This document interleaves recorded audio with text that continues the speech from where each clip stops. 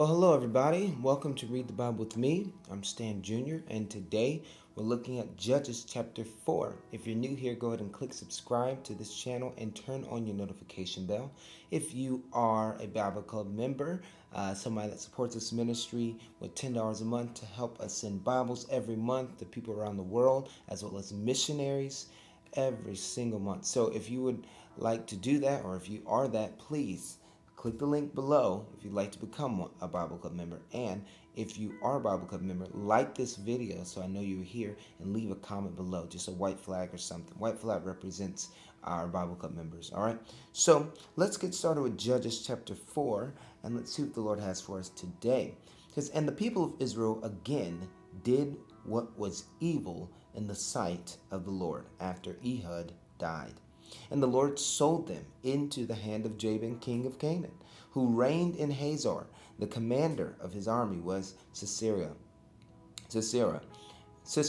who lived in Harath Hagoyim.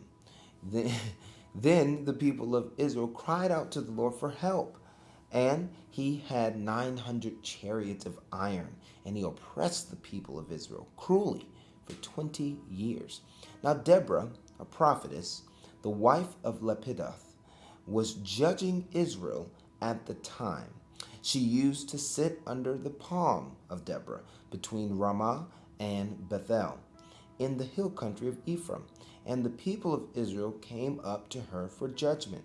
She sent and summoned Barak the son of Abinoam, and Kadesh Naphtali, and said from Kadesh Naphtali, and said to him, "Has not the Lord, the God of Israel, commanded you, go gather from the people of Naphtali, gather your men at Mount Tabor, taking 10,000 from the people of Naphtali and the people of Zebulun? And I will draw out Sisera, the general of Jabin's army, to meet you by the river Kishon with his chariots and his troops, and I will give him into your hand." And so she asks rhetorical questions, but she's really prophesying to him. And so Barak said to her, "If you will go with me, I will go. But if you will not go with me, I will not go." And so this is an important point that has been repeated here by Barak, and he takes this from Moses. Remember, Moses said the same thing to the Lord. He said, "I will only go if your spirit goes with me. If you do not go, I'm not going." And we need to get to a place in our life where we're saying, "Lord, where do you want to take me? I will go if you take me there. I will go if you where you want me to go, what job you want me to take, what the place you want me to be, the people you want me to talk to." Not saying I'm going to do what I do and Lord, you can come along with me. No, we're part of his story. All right. And so it's very important that we in our lives, at this point in our lives, we're continuing growing and submitting our lives to the will of God. I submit myself to the will of God every day. Every day. That's something you should say and do. And so Deborah responds, and she says, "I will surely go with you. Nevertheless, the road on which you are going will not lead to your glory, for the Lord will sell Sisera into the hand of a woman." For she prophesies that. Then Deborah arose and went with Barak to Kadesh. And Barak called out Zebulun and Naphtali to Kadesh. And 10,000 men went up at his heels, and Deborah went up with him.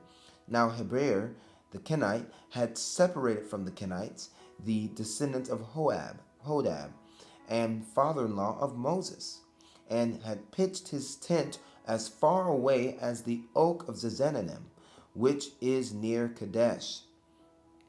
When Sisera was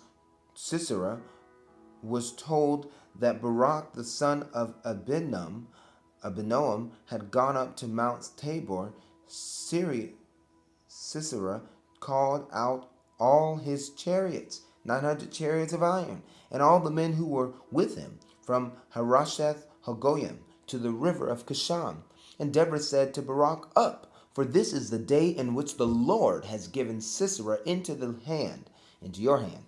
Does not the Lord go out before you?" So Barak went down from the Mount Tabor with 10,000 men following him. And the Lord routed Sisera and all his chariots and all his his army before Barak by the edge of the sword. And Sisera got down from his chariot and fled away on foot. And Barak pursued the chariots and the army to Harosheth Hagoyim. And all the army of Sisera fell by the edge of the sword. Not a man was left. But Sisera fled away on foot to the tent of Jael, the wife of Heber the Kenite. For there was peace between Jabin, the king of Hazor, and the house of Heber the Kenite. And Jael came out to meet Sisera, and said to him, Turn aside, my lord, turn aside to me. Do not be afraid. So he turned aside to her into the tent, and she covered him with a rug. And he said to her, Please give me a little water to drink, for I am thirsty. He was running for his life. And so she opened a skin of milk and gave him a drink and covered him. And he said to her, Stand at the opening of the tent, and if any man comes and asks you, Is anyone here? Say no. But Jael, the wife of Heber, took a tent peg when she went outside, and took a hammer in her hand. Then she went softly to him and drove the peg into his temple, until it went down into the ground, which he was laying fast asleep from weariness. So he died. And behold, as Barak was pursuing Sisera, Jael went out to meet him and said to him, Come, and I will show you the man whom you are seeking. So he went into her tent, and there lay Sisera dead, with the tent peg in his temple. So on that day God subdued Jabin, the king of Canaan, before the people of Israel. And the hand of the people of Israel pressed harder and harder against Jabin, the king of Canaan, until they destroyed Jabin, king of Canaan. And that was Judges chapter 4. We see here that, remember, the Lord doesn't change at all.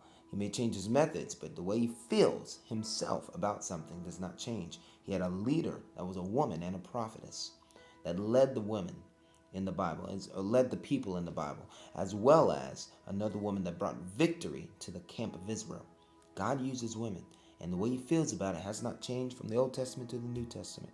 Can't wait till we get to some of that stuff there, all right? So I love you all. Thank you for reading with me. If you'd like to become a Bible Club member and help us spread the gospel around this green earth, click the link below, and you can support there. God bless you, and next time I see you, we'll be reading chapter 5 of the book of Judges. Peace.